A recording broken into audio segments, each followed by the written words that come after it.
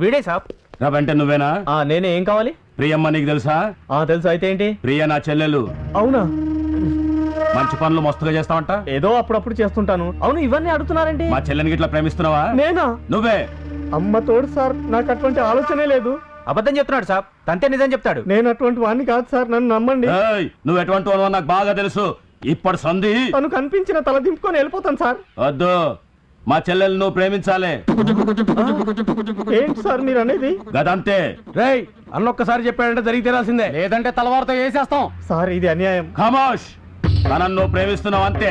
Decide చేయడానికి మీరెవరండి? ఎక్కువ మాట్లాడక్. నా చెల్లెలంటే నాకు చాలా ప్రాణం. తను నిన్ను కోరుకున్నది. గదంతే. కోరుకుంటే కోసి ఇవ్వడానికి నేను పండుని కాదు సార్, మనిషిని. ఇగో ఈ సెల్ నుంచు మా చెల్లె ఫోన్ చేసిన ప్రతిసారి నువ్వు మాట్లాడాలి. రమ్మన్న చోటికి పోవాలి.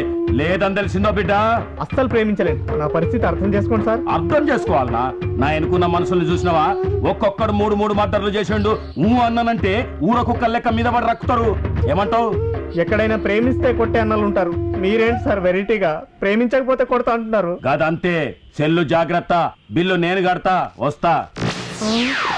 వాడితోనే చస్తుంటే మధ్యలో వీడెవడండి బాబు? హలో, నేను ప్రీని. ఏమన్నాడు మా అన్న? వాడు అన్న చిన్న సైజ్ దున్నా. ఫోన్ చేస్తే ఎత్తమని చెప్పాడు. ఎత్తావుగా. అర్జెంట్ గా ఇందిరా పార్క్ వచ్చాయి. ఎందుకు? లవ్ ఆడుకుందాం. లవ్